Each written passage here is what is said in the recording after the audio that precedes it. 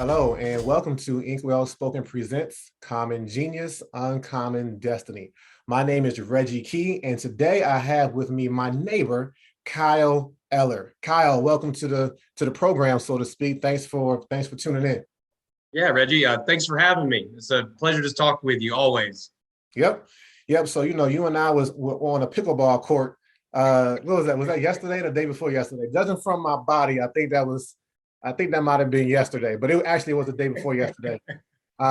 You have been one who, since you've moved in, and I'll give you a chance to kind of explain how we know one another, but since you've moved in and become my neighbor, I've seen you get mixed up with a lot of different people. And I don't mean mixed up in a bad way, but I love how quickly you've engaged this community. I told you in a text, I said that I admire you. I'm a little envious because I want to kind of get out there and mix it up too. But what I'm going to start doing is I'm just going to start following you around. You're meeting a lot of good people, and that's what I want to do as part of my whole presence here. So, with that said, can you just like give the people a brief explanation of who you are, where you came from, how we know each other? Yeah, so we moved to the area roughly 8 months ago, and obviously your outgoing personality brought us together at the onset. We weren't even done moving the stuff out of the moving truck when you came over and introduced yourself, shook our hands, and we talked for a good number of minutes Well, outside, just learning about each other. to be accurate, I was talking to your dad. Well, it was my dad first. That's right. Yeah. So maybe it was my dad's fault because he probably talks more than I do. To never met a stranger. I guess that's the. But no, we moved here. We've wanted to put down roots. My wife and I for a long time. We've been moving around with some various adventures, including some education endeavors. Yep. And now that we're finally in a spot where we feel like we can make home, um, that's kind of been my goal. That's been my passion, is just to really root myself into the community. I've always wanted to get involved, um, not with government specifically, but with some of the governing organizations, and trying to get involved with who helps our community, or who is making decisions for our community. And there's so much going on, especially in this area. And we're Yeah. such a great area outside of Charlotte, and it's definitely not a discredit to any other area. I'm obviously biased at this point, but Yeah. Of we're course. I just want to get involved and meet as many people as possible. And I guess through our discussion today, I'll probably end up having some type of discovery in the sense that a lot. I just want to be respected, but I want to be that expert for people. I want to be that go-to guy. That is my want and need. That's what gets me up in the morning. Is people people in need, or people relinquishing their own thoughts and their own decisions, and allowing other people, and subjecting other people to their thoughts and decisions. And I love being a part of that because it makes me feel respected. And I think that's a big. I do work hard for the getting information and research, and just being able to help people. Really, even with no financial gain for myself in many Yeah. times, just helping people and being a cornerstone of knowledge a lot of times is what drives me. So that's probably where I get a lot of my energy, meeting a bunch of people and getting out into different groups. You could ask my wife; she's probably the introvert in her doesn't. I think it scares her a little bit that we're getting so Yeah. involved so quickly. Me, my wife is kind of the same. The honest reality is I'm really introverted at heart, but when I need to, in these days and times when I need to, I can become that extrovert. But I feel like my wife sometimes is like, can you just dial it back a little bit? I think I scare her too. Sometimes I'm like, yo, we about to do X, Y, and Z. Like when we started doing these cul-de-sac, uh, what were they called? The block The parties. block parties are block She was a parties, yeah. little like, what are we about to do? And I'm like, just roll with the punches, right? But I But you were see, a cornerstone of that. You triggered those. That was the first thing you mentioned to me in our conversation when we met. yeah, You what I'm wanted to be saying. able to do those things. Being that trigger though, like I'm attached to somebody who's a little trigger. I'm more trigger. What's the word? I'm more trigger happy than she is. I'm always looking to like, what can we do? How can we do it? And she's like, yeah, can you just give me a second to process this? So I think that's a commonality that we share. It's not a good thing. It actually brings good balance to the relationship to Yeah, make sure I don't absolutely. jump out too fast and that she's not hanging back too much, right?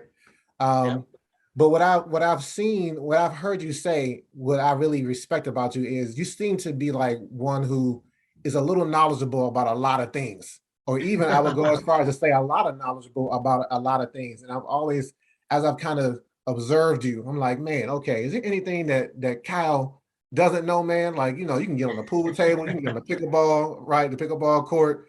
Well, You've thank done you're too baseball, kind. golf. We had these golf outings to go to Top Golf and everything. And you're always disseminating, just like you said, you're always disseminating information to make sure that you're not just someone who retains information, but you just give it out to make sure that we're all on the same playing field. And that's really admirable. I really appreciate that about you. No, I appreciate that, man. You've always been super kind and encouraging, and I think a lot of that stems from I just want to share. Like a lot of my love is sharing knowledge and just sharing experiences with people. And so I even came home even from pickleball the other day when we had our foray out there. Hmm. I was so pumped. Like I was so proud of how quick you picked it up, and everybody welcomed you with open arms, exactly how I hoped they would, and Yeah, I yeah, experienced a few weeks back. And so all of that, just like I'm over the moon when it comes to those kinds of experiences and being able to share that kind of stuff, because it just opens up whole new worlds for people, myself yeah. included. I agree. I agree. So speaking of opening up new worlds, so you know why you're here today. I'm talking to I gave you a little bit of a preview of what we're going to be getting into right now, and I'm talking about genius and opening up people's minds to understanding that there's a potential on the inside of all of us to be geniuses. So I just want to start the conversation in this direction by asking you very simply, like Kyle, do you consider yourself to be a genius? I, frankly, yes. Yeah, There's, yeah. I know Okay. we've had these conversations where I think genius gets pigeonholed Yes. into solely an intelligence factor Hmm. with a lot of people, and I don't believe that the word genius really reflects solely intelligence. I think everybody does have a specific genius inside of them or outside of them in some way. We all have our talents, Yep. and I think a lot of what you are trying to do is to get people to realize and focus on where that talent really is, and in advancing the kingdom. That's a huge deal. Like a lot of this comes back to our the focus of who are we really honoring with what we do. Yep. Sure, there's a lot of material gain, and that material gain could be, as I mentioned previously, just a respect gain, this inner feeling that is still material, it's still worldly, but in the grand scheme, we want to be able to serve Him in the best way that we can, and the best way that He created us to. Hey man, I'll give you your payment later. I forget that we've had a lot of conversations. So a lot of the things I've shared with you, some of my vantages on things, and you said like I agree with that. So let me try to rewind it a little bit. Prior to us having conversations, and the first time I brought up this aspect of genius, and how much it can be something that we all have and not just a select few. Did you think that you had genius before you and I talked? Yes and no. Okay.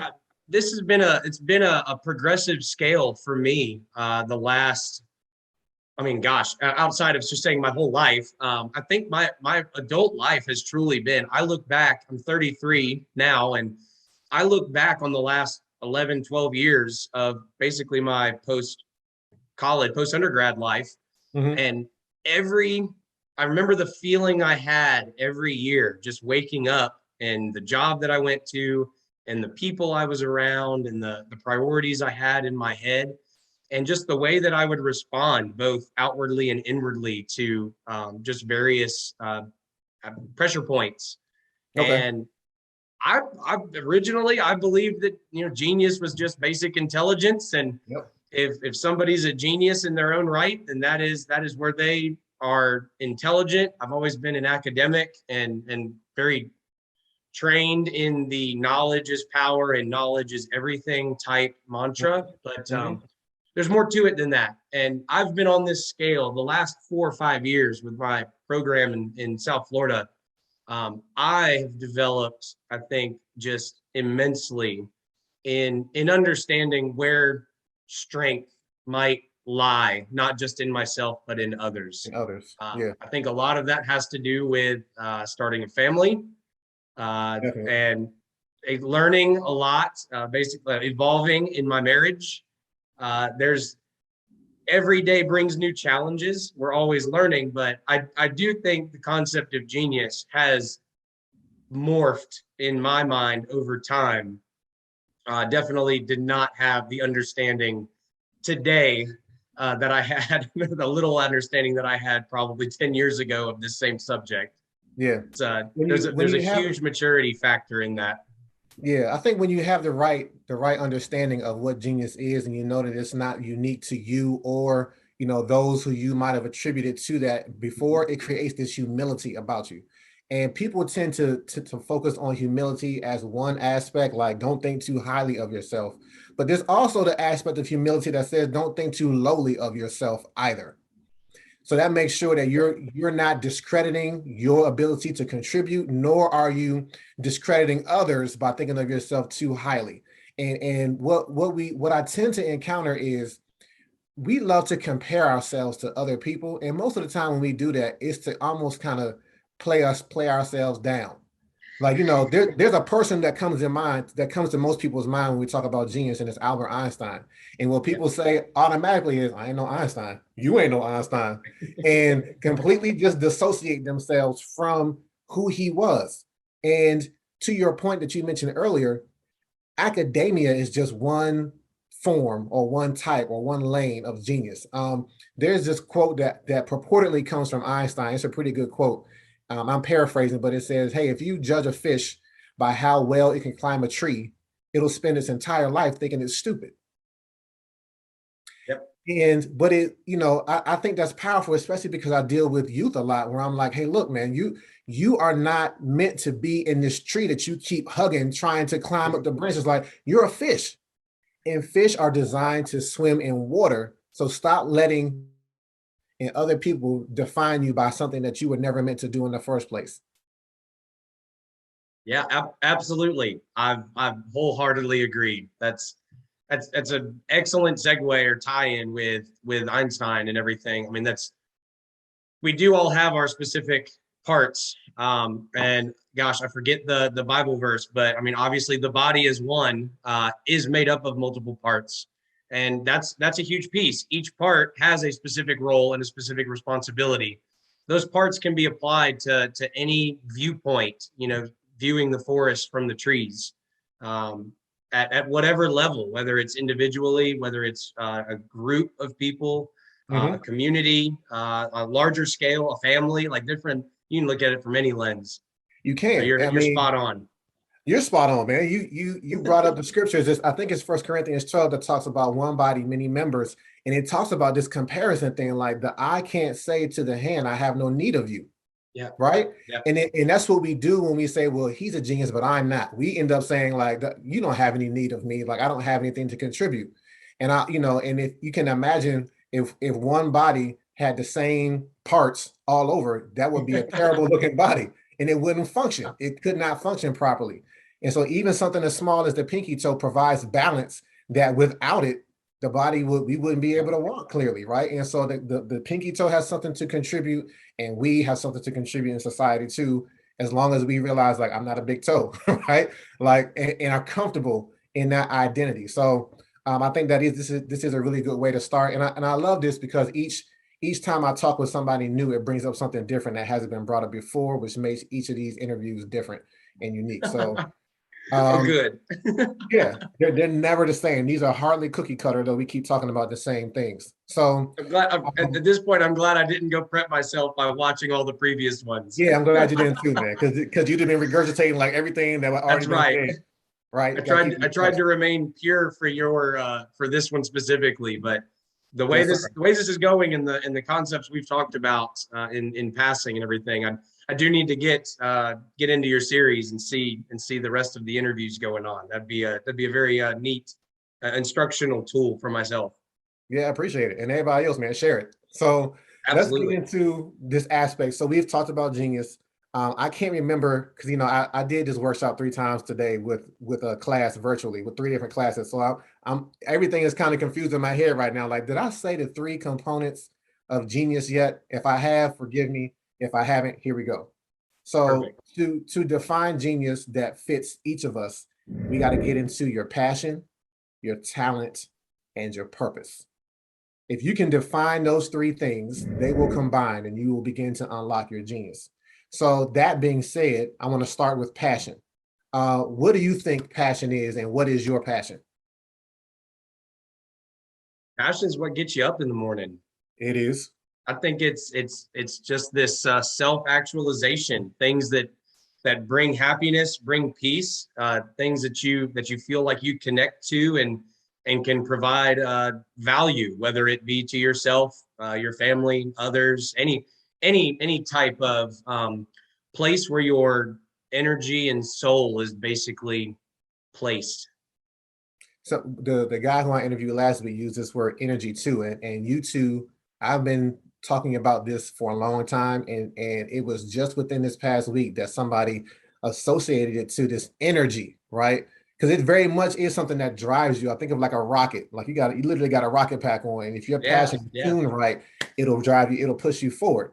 So what I want to, well, before I get into this redefining of passion, because I turn it a couple degrees away from what we might normally think of it.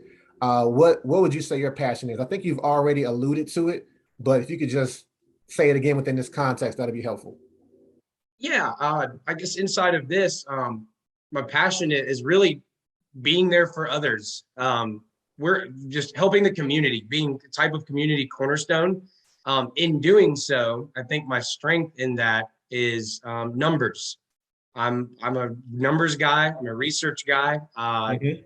Accounting, finance, business. That is where my passion really lies. I do see that. I love to know everything about money, and how money works, how money operates. I wouldn't call it it's not a love for money or love for acquiring money, but just an understanding of this concept we've created and the ways that it works. Because there are a lot of people who don't understand how it works or haven't been exposed to how it works. And so being able to expand personal finance is a huge passion of mine. Anytime somebody will bring up finances, I'm ready to jump the gun and have an hour, 2 hour discussion on where they are, how are they doing, how can I help? Yeah. So yeah, Generating that's what gets generational me wealth. going. Yeah. Did you hear what I said? Like generating generational wealth. That's a, Yeah, you yeah. can't, if you don't understand how the money can work for you, then it's going to be hard to leave something behind for your children and your children's children. So I get that. We And need to people bless like you in the others. world. Yeah, of course, and to bless others Absolutely. too. So I'm going to redefine passion as it relates to this equation, though. And you mentioned a word that most often is associated, just like Einstein is associated to genius. Love is typically associated to passion. When we start getting into, hey, what are you going to do for a career? Do what you love, right? And that's all good and fine. But I'm actually going to say, if you want to be driven, you should get involved and begin to focus on what you hate as a form of your passion. And I always like to give that a pause for a second because people are like, what you just say? Like, are you serious right now?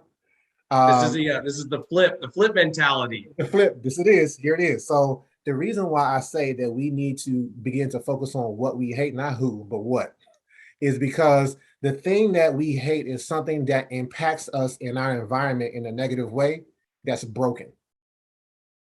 Like Yeah, there is plenty, I think you would agree with me when I say, hey, look, the world is broken, right? There are systems that keep the world functioning, but these systems are broken, which means the world is dysfunctional.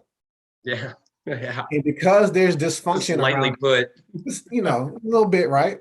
And because this dysfunction exists in society and on every level, school, neighborhoods, communities, jobs, all that, there are going to be some things though that really rub us the wrong way individually. Like there's some things that rub me the wrong way that won't hit you the same, right?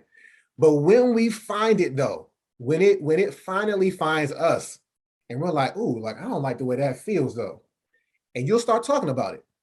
You start talking about it to whoever will listen to you, right? You're like, man, let me tell you about, man, did you see that what happened over there? I can't stand XYZ, right? We get a lot of that in our neighborhood, right?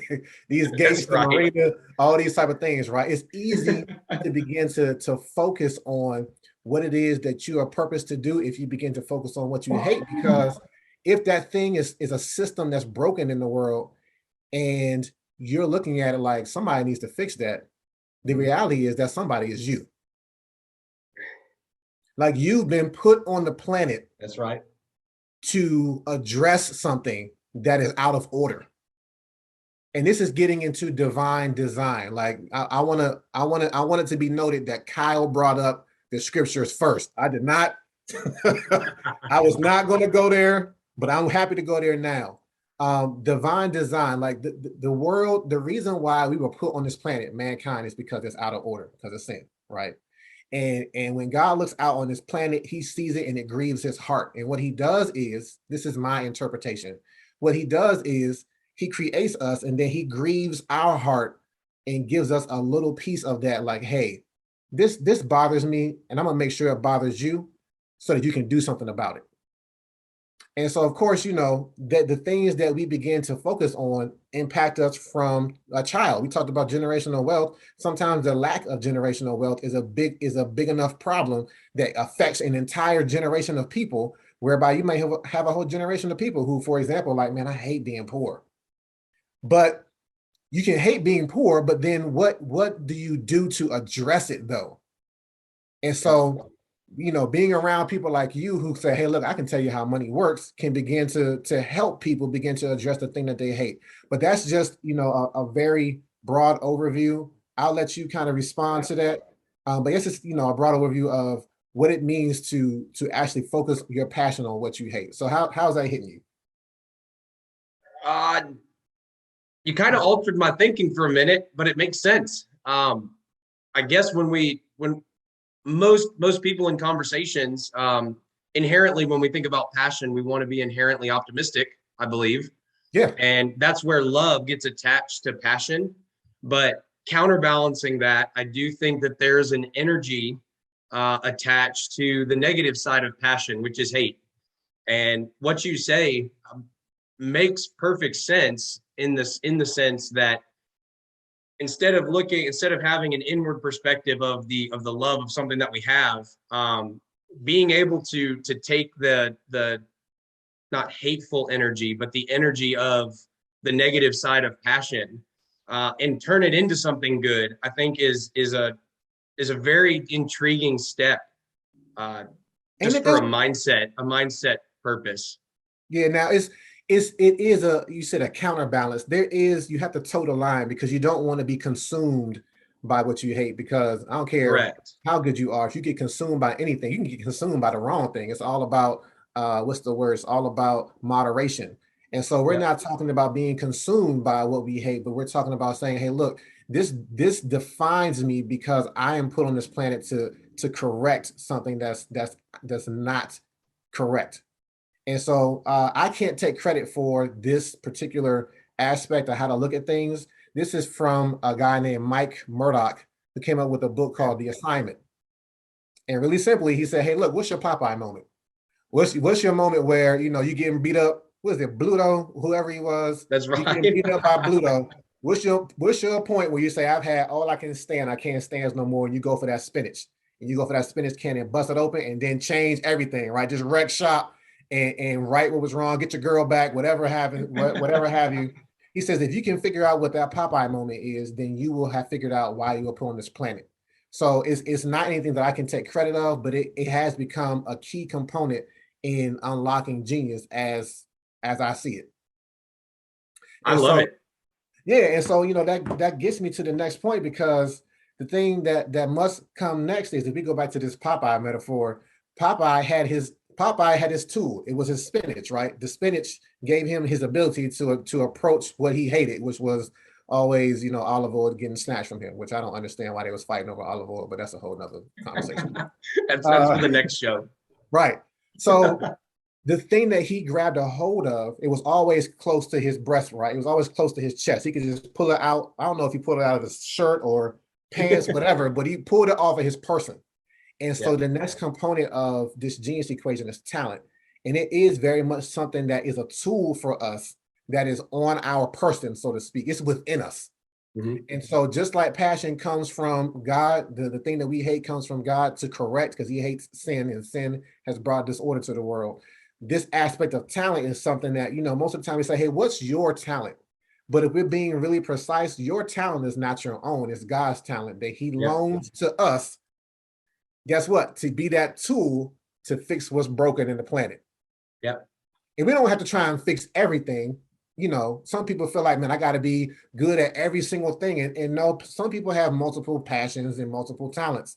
But the idea of making them fit together so that you can be focused and say, like, you know, I'm going to focus on this right here. That identification of your passion and talent is actually your purpose in life. No disrespect to Rick Warren, but your purpose in life is to figure out what talents you have and then apply it to the passion that you have. What is the tool, the God-given tool that you have, and what is the thing that you will put on this planet to use that tool to fix? And it's really that simple, but it's so profound. It's like a game changer because, I mean, my wife has heard me do this a myriad of times, and sometimes she's with me in schools, and she says she's looked at teachers when I go through and get to this point, and she can see the teacher being like, I'm in the wrong profession though. She can see what I look like. I'm not where I'm supposed to be. And sometimes it does take, you know, a shift to say, hey, look, I need to be from right here to right here. So having now relieved or revealed the entire equation, like what's your thoughts now? Is it still kind of like, yeah, I don't know. While you're explaining it, I guess my wheels start turning and trying to really determine where my place is in the equation. It's natural to place myself into the environment and try to figure out how I fit in that, or whether or not, you know, and some seeds of self-doubt where it goes, well, does that fit me? Sure.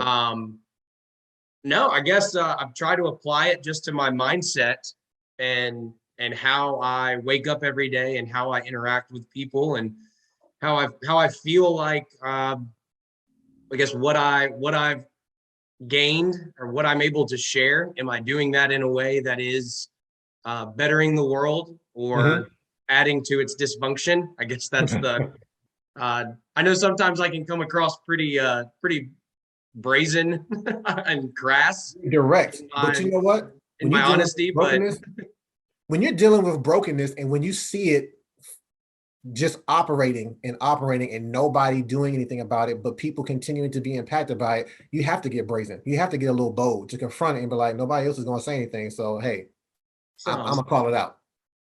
And it can make people uncomfortable. But at the end of the day, I mean, is it more uncomfortable to be in a broken vehicle than it is for somebody to say, hey, I'm gonna need you to step out because your car is busted. Get out. I'm gonna fix it so you don't gotta be in this thing anymore. Like both are levels of uncomfortability, but one is leading towards the solution though. And you actually make a great point with discomfort. There are a lot of situations and many examples I could probably think off the top of my head where something is either said or done in a way that the underlying principle is love, but sometimes it can come across very uncomfortable in the setting. And the hope is along the way everybody learns something from the experience or from the situation, and everybody is able to come out better on the other end. Hopefully in any transaction like that, any interaction, everybody comes out better than they were entering. So, you know, this reminds me though, we keep kind of spinning around love and hate, right? my wife and I, we were challenged to do this sermon one time together. And we came up with the message, speaking the truth in love. And so we identified that one of us speaks the truth and one of us speaks in love. I'm a truth speaker. So we likened it to like if we're talking to our children and I see something wrong that's out of pocket, I'm gonna address it directly and quickly, right? And my wife does too, but as the mother, she has a softer approach to things. That's more subtle. Sometimes she can be direct, but I'm the more direct one. And what we likened it to was it's like getting hit with a little pellet, right? It And is. Yeah. Yeah. that pellet hurts, and that's the truth of the matter. But she's like the insulation to my truth. She makes sure that the pellet hits its mark, but it don't leave a mark, if you get what I'm saying. And That's so right. truth speakers do have this balance where we have to be like, look, I see this thing. Like you can't see this. And truth speakers tend to be very direct, no, like no type of no chase, just look, here it is.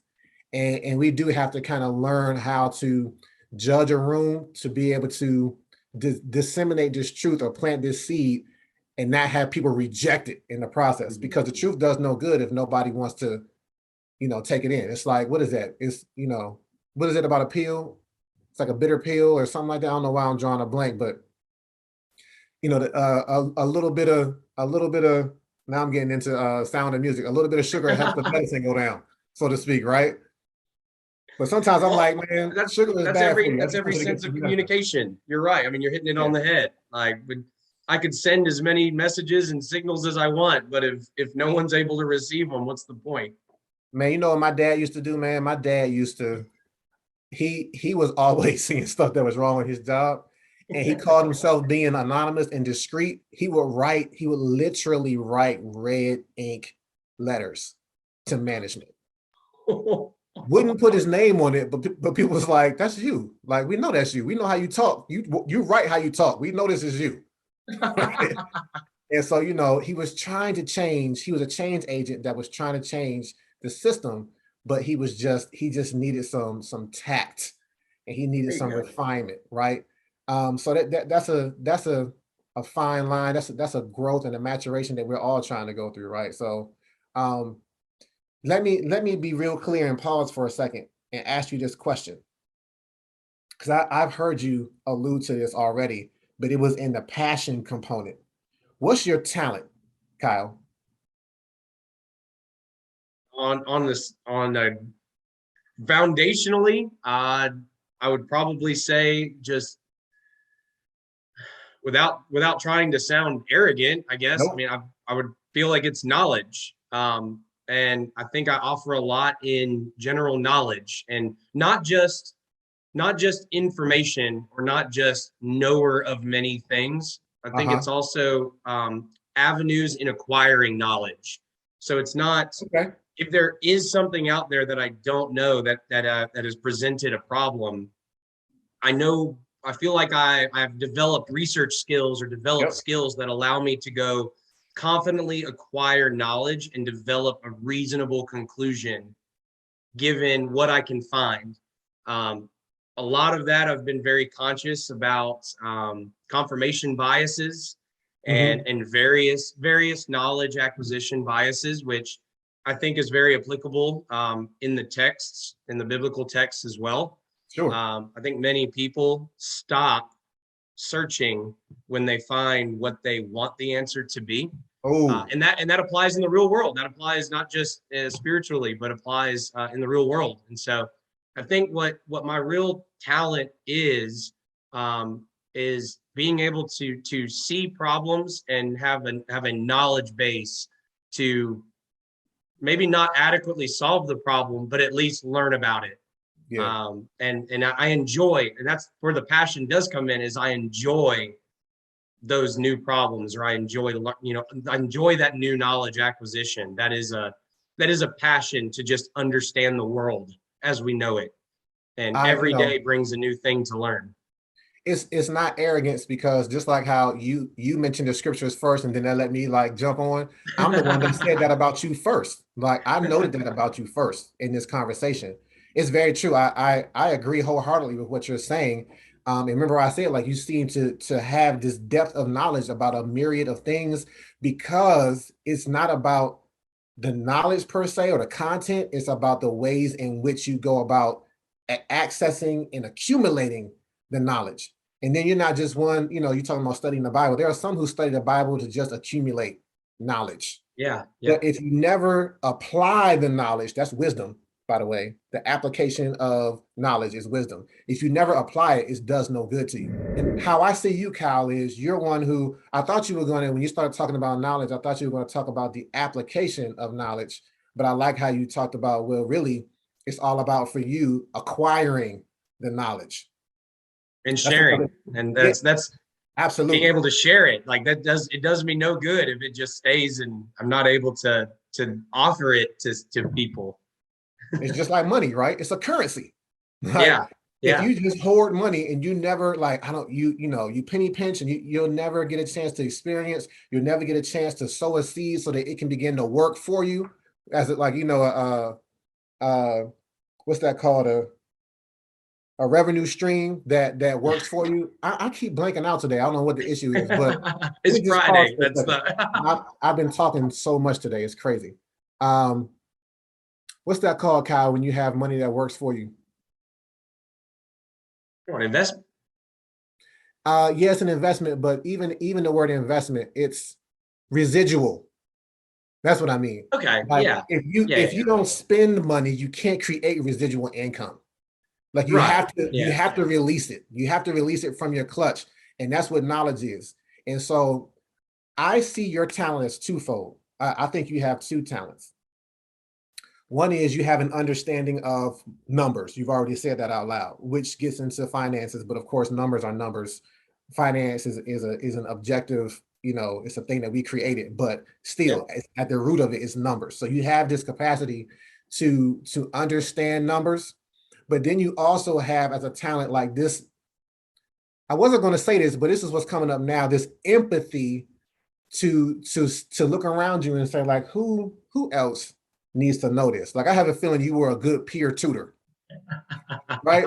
As a kid you was like you was one who got the lesson really fast and didn't just sit back and be like I'm not going to say nothing, I'm just going to let everybody else struggle, but you was like, hey look, let me show you how to do this. Might have even got you in trouble because you know It sometimes when did. That's you help your, absolutely. yeah, when you help And your I teachers see a like be lot of quiet. that in my own son now. Hey, and that's He is very quick to want to teach, especially Jordan, his baby sister, who's almost 3. mhm. He wants to teach and he wants to offer that knowledge. Like I can show you how to do this. And I even see myself telling him sometimes, hey, you know, sometimes she just needs to learn on her own. Like Yeah, it's and I had that same issue. Sometimes people need to have a trial by fire. And sometimes you can't control every little aspect of how they learn. And of course, in education, some of my background, um, that was very difficult in many ways to offer that knowledge in a formal setting, to try to figure out how to communicate it to so many different people. right. But I think that's also been a very wise learning experience for me in how I manage conversations and how I manage those interactions now. Well, let's be real, how to manage when it's rejected. Like, hey, I Yeah. see how this system works and I see a solution to it. Let me share with you. Now we're good. We don't need that. And how do you then internalize that and stay in that system where it's like, you guys know that this is broken. I've told you that I have a vision on how to correct it, but you don't want it. There's so much to unpack there. But we'll stay. What I want to focus on instead, you and I will have to have a part two. But what I want to focus on instead is the fact that you see this in your son, because there are many people who will say they don't have a talent, but it's generational. Like the talent is something that didn't start in you. It started in God. He put it in your family generations ago, and it just passes on to the next. That's how it perpetuates itself into infinity by being passed from parent to child. And so I'm glad that you happen to mention that, because you know, you're gonna see, man. Like there's so many times where I looked at my son when we only had Josiah, and I would look at him and I would like start thinking and speaking things out loud about how he was processing things, and in the same breath, God would be like, "Yeah, I'm gonna need you to learn that too. And I'm like, oh, got me. Like you really got me. Because we can't see the things in ourselves Right. sometimes. We can see them in our children. And so, that is very much a truth about how what's in you is in him. And it stems from even, your father and his father's father. But this talent, like I said, I think it's twofold: acquiring knowledge and the empathy to then disseminate knowledge. That's your talent. The thing that, do you mind me just telling you what I see? No, no, no. Go ahead. All right, I I want love to too. this. This is a fun discussion for me. I was looking forward to this all day. Good, good. So those are the talents. The thing that I see that you hate in the world are these systems that are broken but still function. Like specifically systems that people know are broken. Like this doesn't work like it's supposed to, but you're benefiting from it. But you're benefiting off the backs of a lot of people around you who are oblivious to how broken it is. And you're like, I see it. And so, you disseminate the information. Hey, this is not working the way it's supposed to. This is how it should work. This is what you should expect. This is how you should govern yourself with when you approach this system so that you're not taken advantage of. But when you see people get taken advantage of, that's the thing that you hate. I can get on. I mean, I won't be against that. Obviously, there are a lot of systems in place, and I'm using the word system, not necessarily formal systems, but in generality, anything that has some type of process. Yeah, Yeah. there's a lot of stuff in place. I think man's own sins can get in the way of a lot of those processes. I'll never fault somebody uh, for the systems that are in place specifically. Where I fault somebody is taking advantage of the Yes. system that Yes. is in place. I always tell people that you want to be able to trust um, implementation, and you want to be able to trust the original design. You want to believe that creators of these systems, wherever it might be or however it might be adjusted, they're doing it with pure heart. But we do get to a point sometimes where there are some bad actors. Yeah. Yeah, there is nothing I can You check no lies here. can't go against that at all. That's Yeah. but I now like it's identifying those systems and knowing which ones can really be can be changed Yeah. at this time. I guess they're all at some point, but which ones are really the priority factors Right. in a day-to-day life or day-to-day response. Because that can drive you a little batty, right? If you have this passion to drive you, but then you're looking at all these systems, like I gotta fix all these systems. You gotta like just choose one, right? You have one job. Choose the one and focus on that. Like, my first book was a book of poetry. I had no idea that I was going to eventually write a book that's about what we're talking about. I couldn't see that far ahead. I couldn't see, because the thing that drives me is I hate it that people don't know that this is a part of their identity and then downplay themselves and are Yeah, walking around not fulfilling their full potential. And that's the purpose of this workshop. That's the purpose of the book that this workshop is based on, right? And between the book of poetry that I started with and this book about genius was a book about hip hop, because I saw hip hop and I was like, this system, this whole thing is broken. And I identified what it was that was broken about it and how to fix it, my solution for it, right? And so if I had known all these different things that I was going to address at one time, it would have been confusing. Like, well, which one do I go at first? So I'm thankful that God just said, look, man, just write these poems for a little bit and get used to the writing process, and then begin to look towards, because my poems went inward and then started to look towards the things that I saw as wrong around me, and I would address it in poetry form. yeah, And so I say all that to say, the systems, though you see several systems, like I had several books, just focus on, like, I think that's the challenge, to focus on one and be like, you know what, this is the thing that I'm going to set out to fix. And I like how you had different words to use. I started with system. You used the word process. I heard you use the word design. yeah, These systems, processes, and designs are just like the money that we talked about, and just like the scripture that we talked about. When you go into them trying to to get into the mechanics of how they work to prove yourself right or to benefit yourself, you're going to hurt others. And I think you've seen enough people hurt to be like, we got to do something about this. Or at the very least, I got to do something about this, right? And you know that there's power in numbers. And this is why you empower people with knowledge. Like, let me let you know how this works, right? Let me show you what it is that we're up against so we know how to go against it in numbers. And so, yeah, I think that's what I see gets you, like you said, gets me up in the morning, gives you energy. You see, we're talking about hate, but you've been smiling the whole time. You haven't been growling or grimacing or anything, right? So, I definitely see you walking in this capacity of genius that just maybe have been, you just maybe needed to put this label on it, like, oh snap, like I've been doing this the whole time.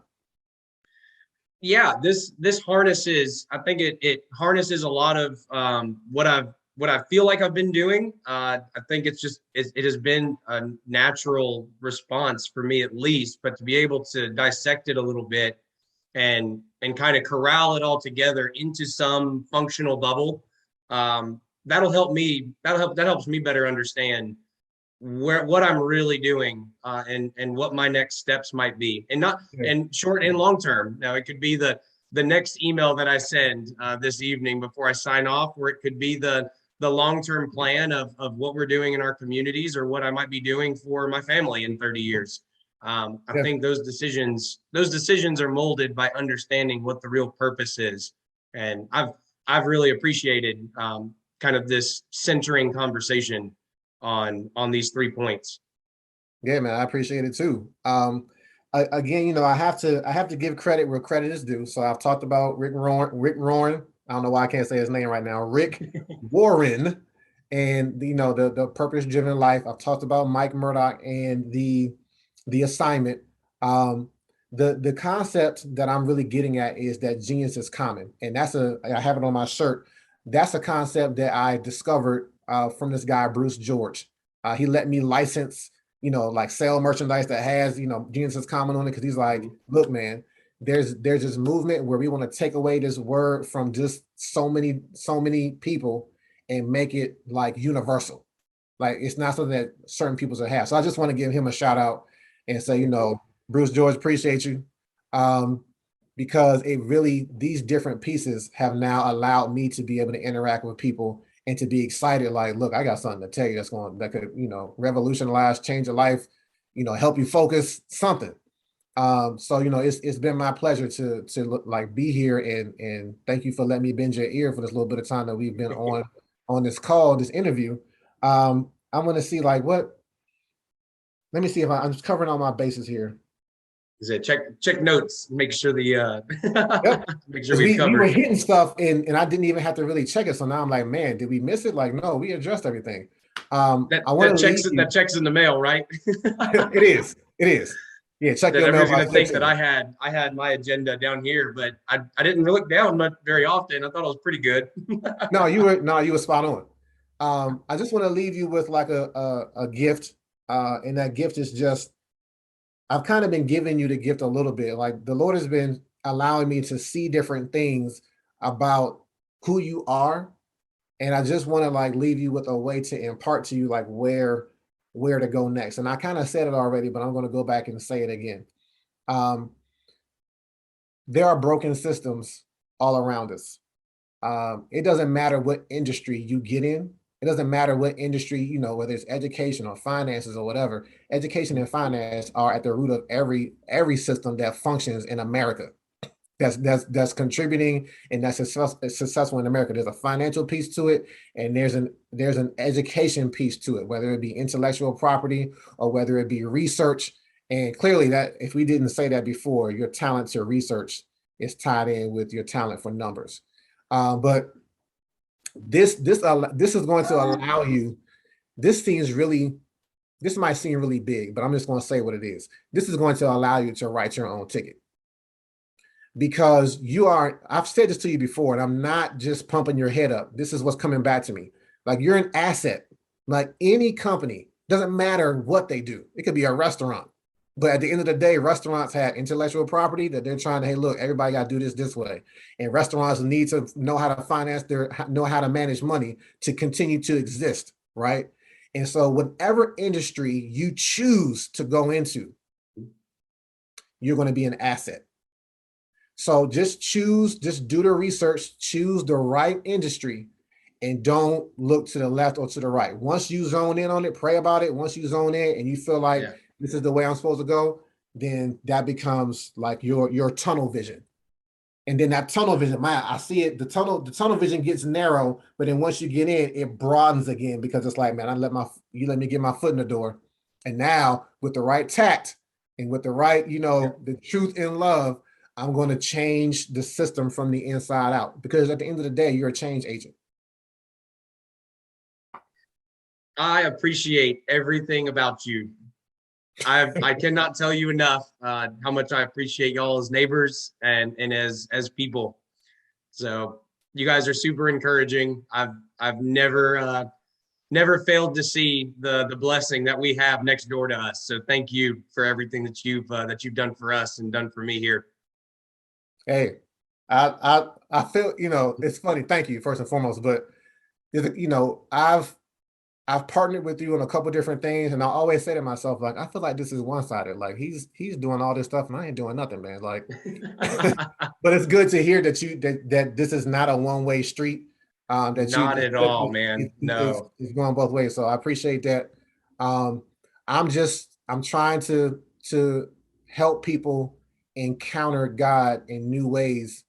Whether they believe in him or not, I can talk about genius and never mention God. He doesn't have to be mentioned if it makes people uncomfortable. It's just the fact that the impartation is there. The truth is there, whether they receive the truth from how I see it or not. And to be quite frank with you, the reason why I'm like, I need to hang with you is because this approach that I have to help people get into their purpose requires me to be around people. But if I'm like naturally introverted, sometimes I don't get out like I should, and as much as I should. And of course, this pandemic doesn't help. So, like I said, that's right. I may be on your coattails a little bit more because I'm just looking for opportunities to just encounter people and help them understand what it is that they were put on this planet for, not from my perspective, but from our Father's perspective. Absolutely. And please allow me to be your conduit any way I can. This is mutually beneficial, my friend. Every conversation that I've walked away from with you has always been very positive, uplifting, and there's always been something I have pulled out of it that provides me a little more hope than I had entering it. Hey. And I'm telling you, I know you say that you feel like it's a one-way, but trust me, the intrinsic value that you provide is worth a lot more than what you believe it to be. Appreciate it. Thanks for joining us for this week's episode. Make sure you pick up the book Common Genius, Uncommon Destiny by my dad, Reggie Legend, available on Amazon and at inkwellspoken.com.